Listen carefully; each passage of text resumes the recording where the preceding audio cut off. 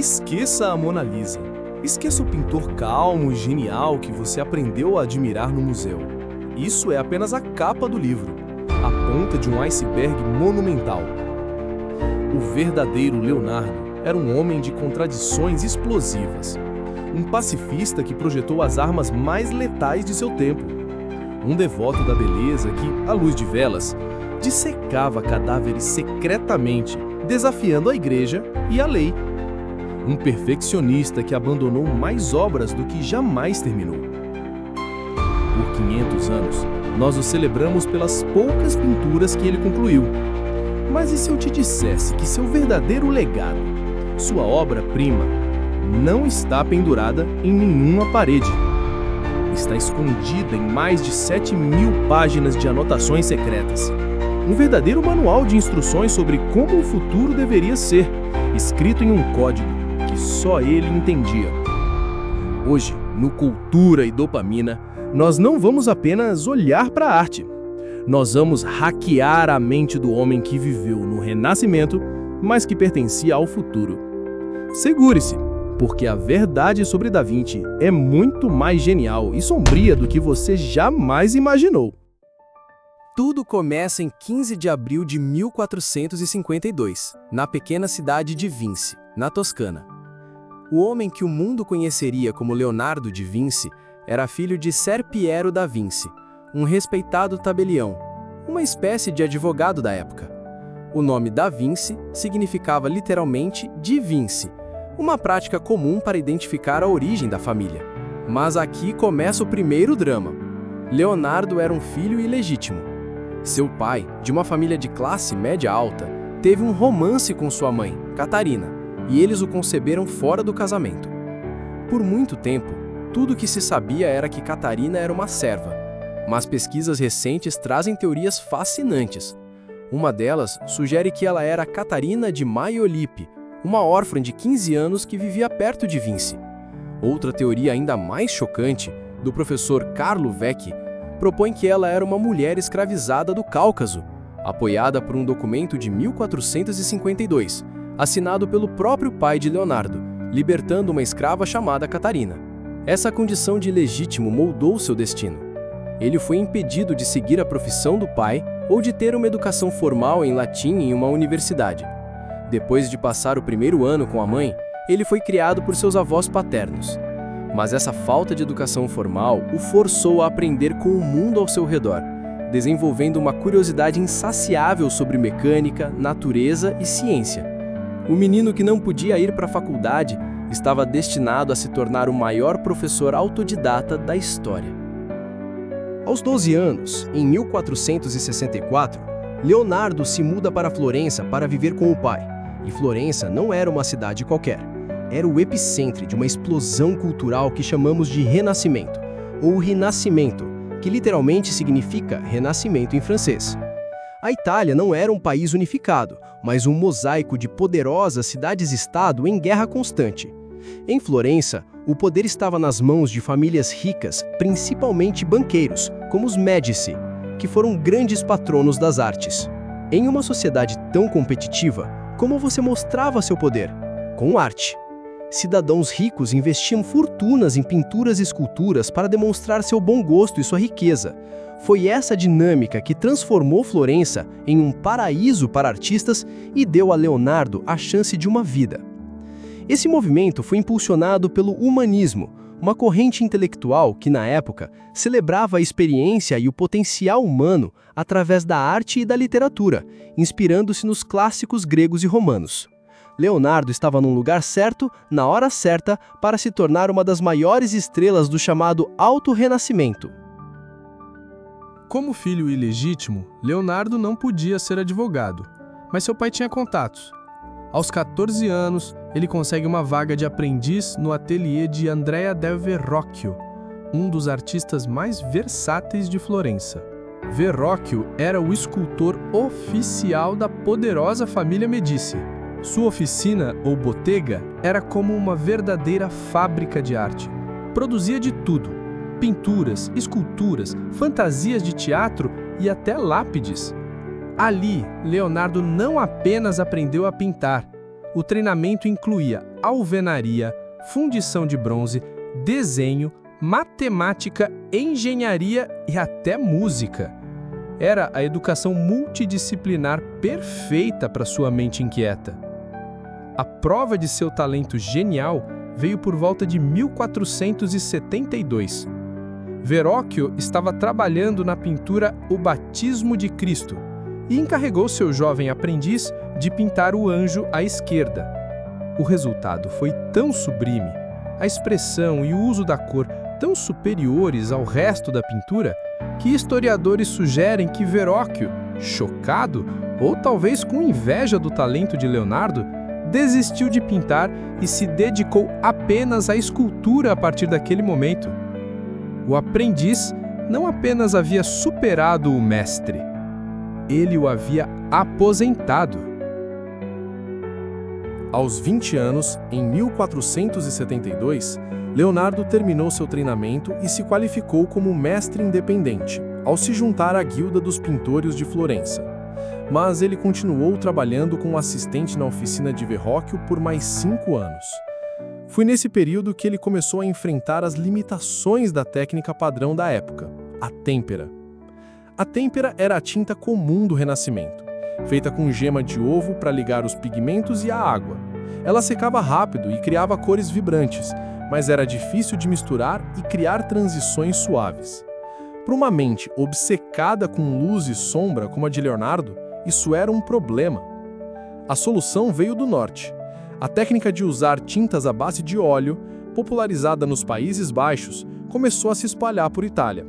Essa tinta, feita com pigmentos em pó misturados com óleos como de linhaça, tinha uma textura suave, quase como uma pasta. E essa foi a revolução.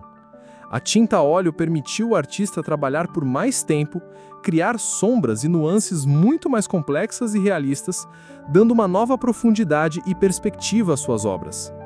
Foi essa inovação que permitiu a Leonardo aperfeiçoar sua técnica do esfumato, aquele efeito esfumaçado que tornou suas pinturas tão misteriosas e vivas. Ele não estava apenas pintando, ele estava esculpindo com luz e sombra.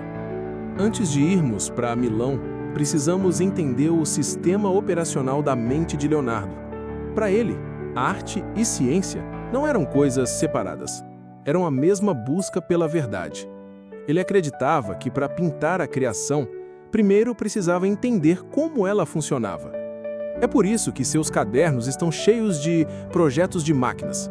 Ele teorizou e desenhou catapultas gigantes, lança-chamas e um veículo blindado que era essencialmente um tanque de guerra do século XV. Para o céu, ele não apenas sonhava, ele observava os pássaros obsessivamente e projetava máquinas voadoras com uma compreensão assustadora de aerodinâmica. Mas sua busca mais ousada e perigosa era para dentro. Para pintar o corpo humano com um realismo nunca antes visto, ele precisava violar o maior tabu de sua época. À noite, secretamente, Leonardo dissecava cadáveres humanos. Uma prática vista com horror pela sociedade e pela igreja. Ele foi um dos primeiros homens a desenhar o apêndice, o feto no útero e a descrever a cirrose. Ele entendeu que o coração era uma bomba muscular e não o centro da alma. Cada músculo que ele pintava, cada pindão que ele desenhava, era fruto desse conhecimento proibido. Leonardo não era um artista que se interessava por ciência. Ele era um cientista, e a arte era a sua forma mais sublime de publicar suas descobertas. Apesar de seu talento, Leonardo lutava para conseguir patronos regulares em Florença. Em 1481, ele toma uma decisão que muda sua vida. Muda-se para Milão, para a corte do Duque Ludovico Sforza. E a forma como ele se apresentou ao Duque é lendária. Em cartas encontradas em seus diários, ele não se vende como pintor.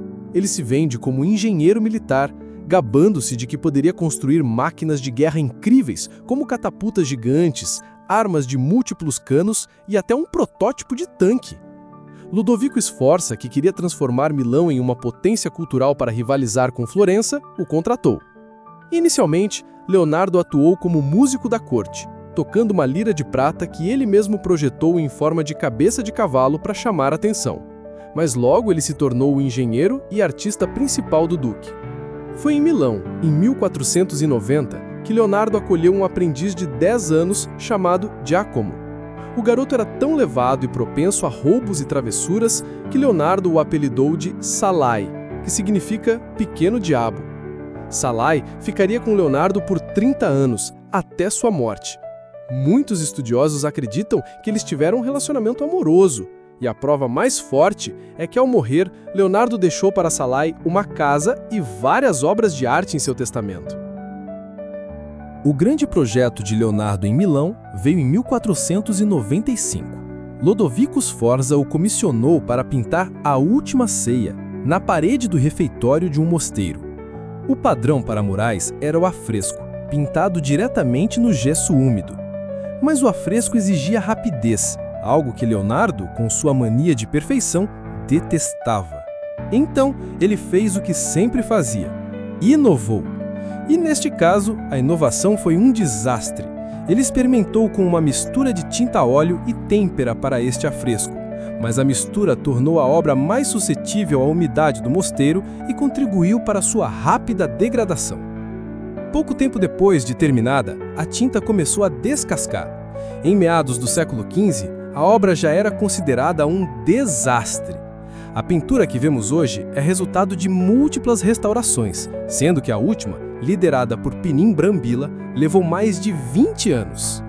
Estima-se que apenas 20% da superfície original pintada por Leonardo ainda exista. A obra demorou tanto para ser concluída que os patronos ficaram furiosos.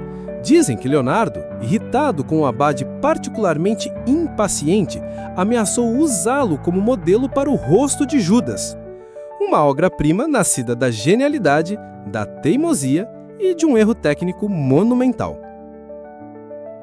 Depois do espetáculo público da Última Ceia, Leonardo criou a obra mais íntima e enigmática da história da arte, a Mona Lisa. Mas por que ela é tão famosa? O segredo vai muito além do sorriso. Primeiro, a técnica. Aqui, ele levou o esfumato à perfeição. São dezenas de camadas de tinta finíssimas, como véus, que criam transições impossivelmente suaves entre luz e sombra. É por isso que a expressão dela parece mudar. Seus olhos te seguem, o sorriso aparece e desaparece. Ela não está posando, ela está viva. Segundo, a paisagem. Não é um lugar real da Toscana. É um cenário geológico, quase alienígena, saído da imaginação de Leonardo. As linhas do horizonte da esquerda e da direita não se alinham, criando uma sensação sutil de desequilíbrio e surrealismo. Ele não pintou um fundo, ele pintou um mundo interior. E, finalmente, a obsessão. Acredita-se que a modelo foi Lisa Gherardini, esposa de um comerciante de Florença, mas Leonardo nunca entregou a pintura. Ele trabalhou nela por anos, de 1503 até perto de sua morte. Ela se tornou seu laboratório particular, sua companheira de viagem, uma busca incessante pela perfeição. Ele não estava apenas pintando um retrato, ele estava tentando capturar a essência da própria alma humana. E talvez seja por isso que ele nunca conseguiu se separar dela. Mas até mesmo os titãs envelhecem. Após anos de instabilidade política na Itália, um Leonardo já idoso aceitou um convite que mudaria seus últimos dias. Em 1516, o rei Francisco I da França, um jovem monarca que idolatrava o mestre italiano, o convidou para ser o primeiro pintor, arquiteto e engenheiro do rei. O rei lhe deu uma bela casa, o Château de Luclus-Lucé, e uma generosa pensão. Mais importante, ele lhe deu liberdade. Leonardo não tinha mais que aceitar encomendas. Sua única tarefa era pensar, conversar com o rei e organizar a obra de uma vida inteira, seus milhares de páginas de anotações. Relatos da época sugerem que um derrame havia paralisado sua mão direita, mas com a esquerda ele continuou a desenhar e escrever até o fim. Leonardo da Vinci morreu no dia 2 de maio de 1519, aos 67 anos, em sua casa em Clus do Cé. A lenda, imortalizada em pinturas românticas, diz que ele morreu nos braços do próprio rei Francisco I, que o visitava constantemente. Embora isso seja provavelmente um exagero, demonstra o imenso respeito e admiração que ele conquistou. Em seu testamento, ele deixou suas pinturas, desenhos e, o mais importante, todos os seus cadernos para seu fiel aprendiz, Francesco Melzi, com a missão de compartilhar seu conhecimento com o mundo. Um legado quase perdido, mas que se tornaria a maior prova de uma mente sem limites. Então, quem foi Leonardo da Vinci? Ele foi a prova viva de que arte e ciência são a mesma coisa. A mente de Da Vinci é um convite eterno para olharmos o mundo com mais atenção, para sermos aprendizes de tudo. E você? Qual é a sua curiosidade? O que você quer descobrir hoje? Se você sentiu essa dose de dopamina cultural, deixe seu like, se inscreva no canal e ative o sininho. Comente aqui embaixo, qual faceta de Da Vinci mais te impressionou?